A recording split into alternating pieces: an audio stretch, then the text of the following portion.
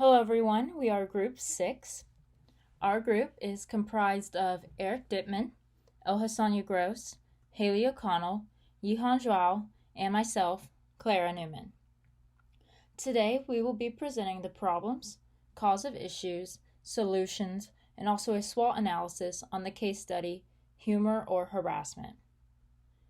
And to start off, what are some examples that come to your mind when you hear the word harassment? In the workplace, there can be sexual and non-sexual harassment. But in the case, we'll be focusing on non-sexual harassment.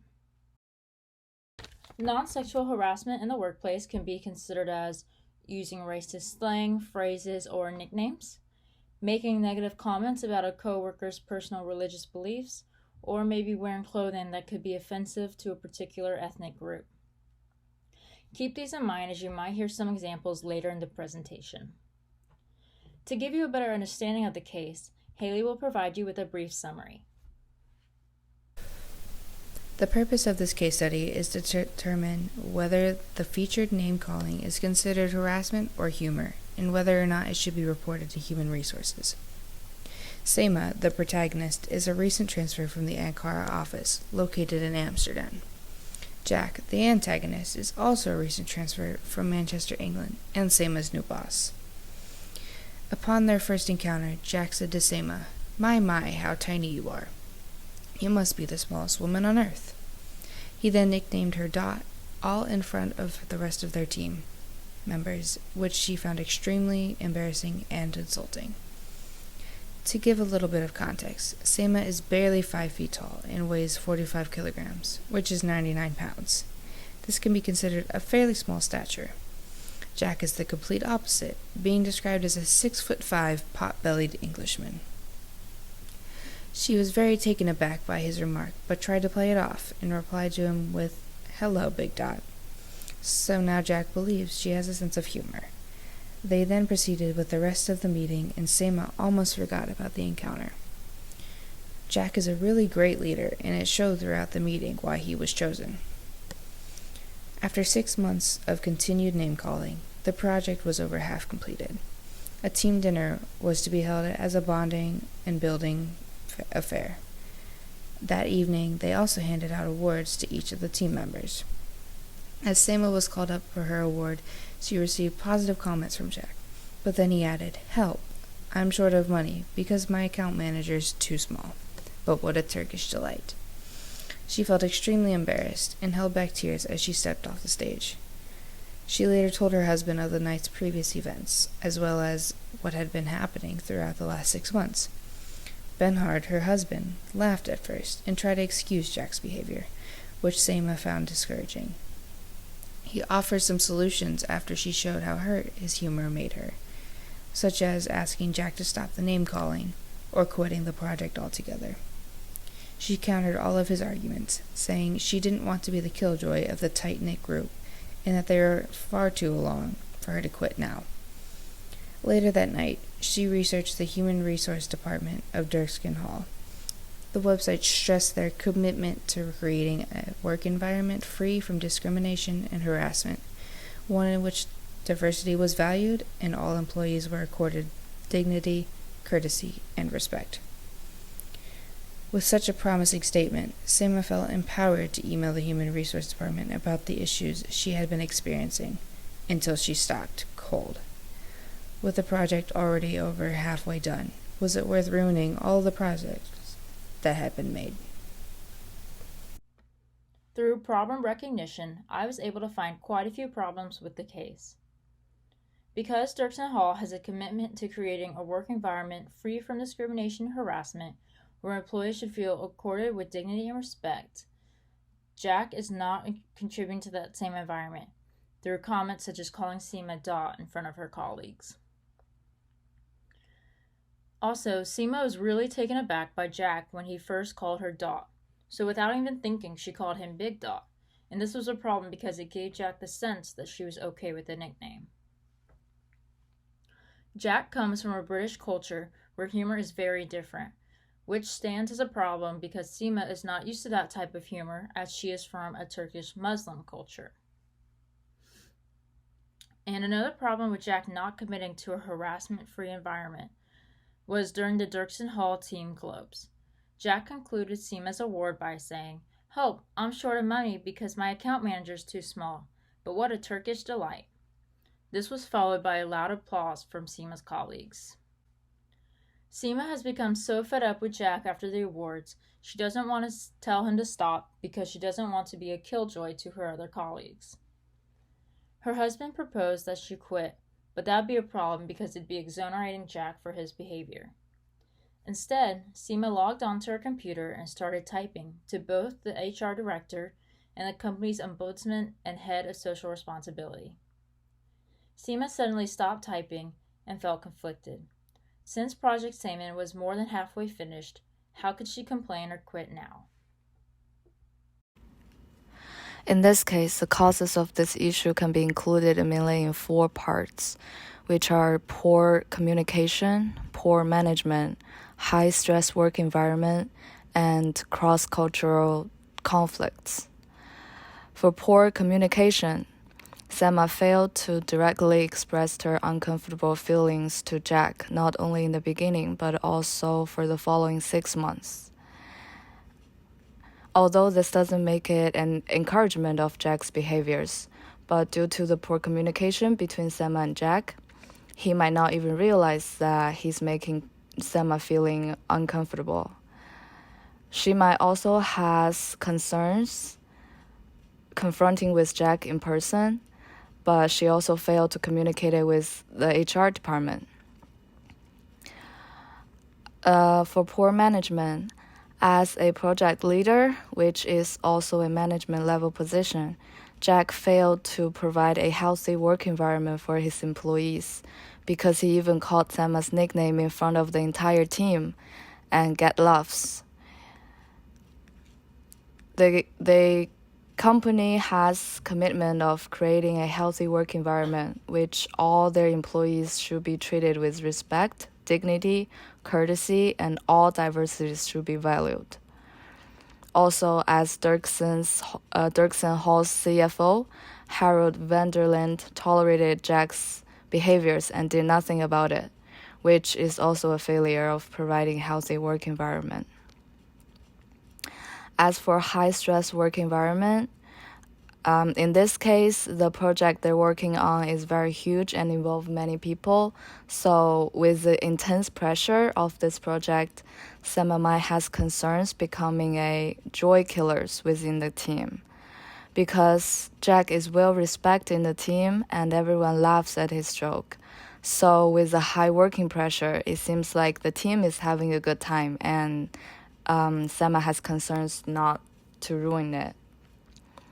As for cross-cultural conflicts, this simply means different cultural backgrounds might make people perceive and operate differently. Jack is from Manchester. He could be more free with his speech due to his cultural background. On the other hand, Selma's Turkish Muslim background can make her more reserved and concerned. So maybe to Jack, he doesn't even realize that he's doing something that's making other people feeling uncomfortable. I will be covering SWOT analysis of the current company and harassment policy. First, strength. Dirksen Hall is a financial services consulting firm and has great business process. The company offers global solution and risk efficiency to improve companies on international scale. Dirksen Hall has strong company policy pertaining to harassment, which includes cultivating a harassment and discrimination-free workplace. Weaknesses are hostile work climate affects organization success. Consequently, it will lower productivity and create high turnover since employees are having challenges with the management. Case study was conducted by Harvard Business School found that toxic workers cost company more than $10,000 per an employee turnover. When employees are not happy with the work environment, the dissatisfaction can affect their personal life, including self-esteem and personal relationships. Unpleasant workplace can result of feeling uncomfortable, unappreciated, or undervalued. The increased stress of the working in a dysfunctional office can lead to depression and a poor performance. According to a balancecareer.com, the number one reason employees leave the company because they have a bad relationship with their management. Next one is opportunities. Organization has an opportunity for additional training that will improve the culture of the company to be more in line with their harassment policies.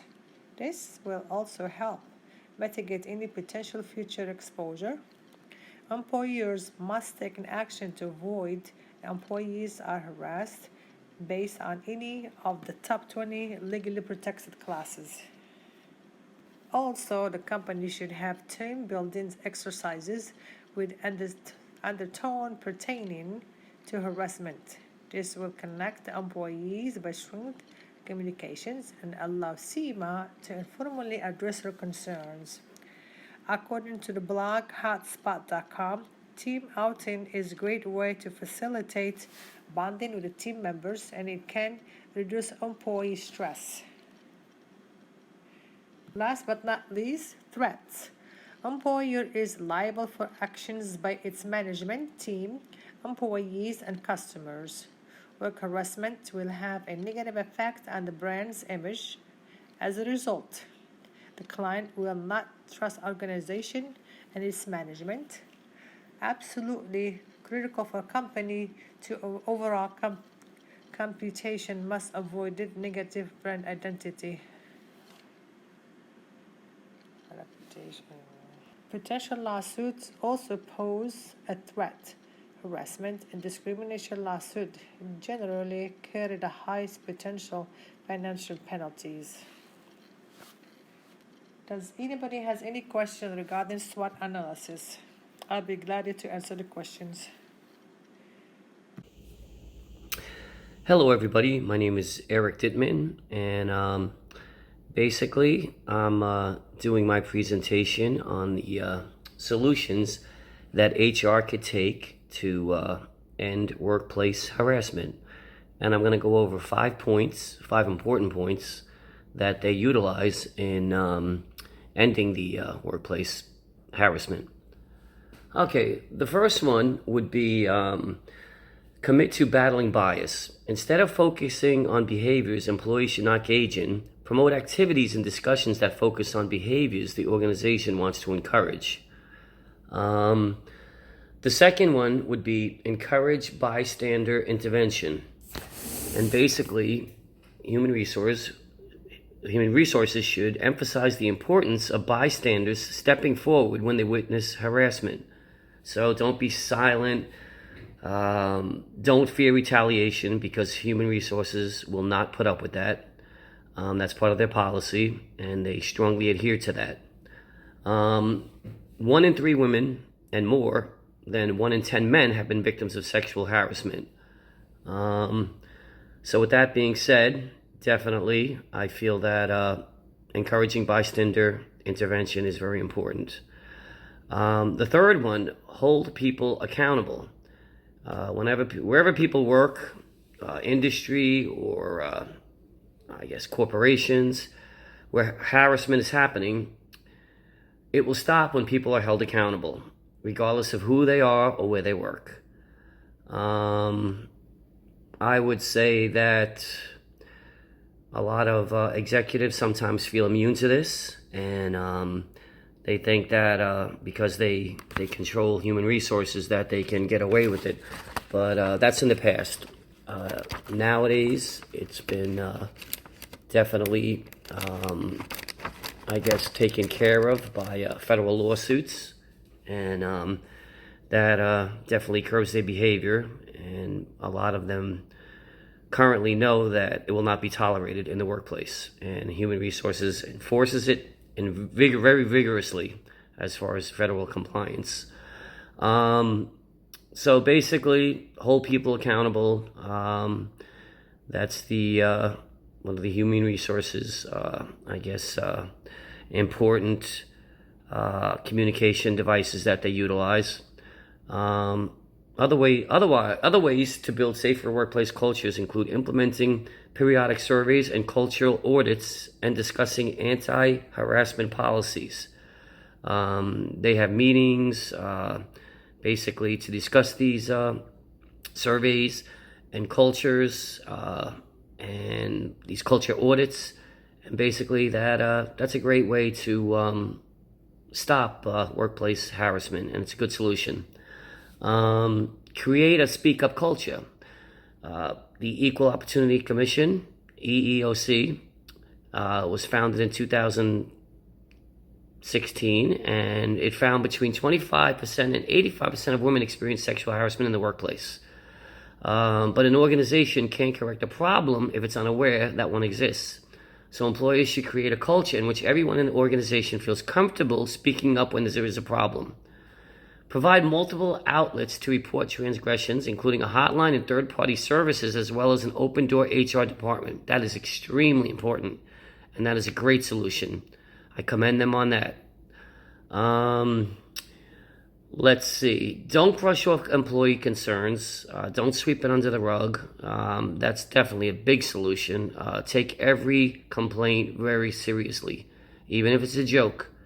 Don't make jokes about what the employee is reporting. HR should not do that. Don't appear to retaliate against the person reporting the problem. Take time to listen, ask questions, and let the employee know what you plan to do and how you follow up. Let's see. Supervisors and other leaders also must be accessible and receive special training to learn how to access complaints in a professional manner and not take complaints personally. And the fifth solution would be assess and address your response culture. When someone comes forward with a complaint, promptly investigate the claims regardless of how powerful or how much star power the alleged harasser has in the organization.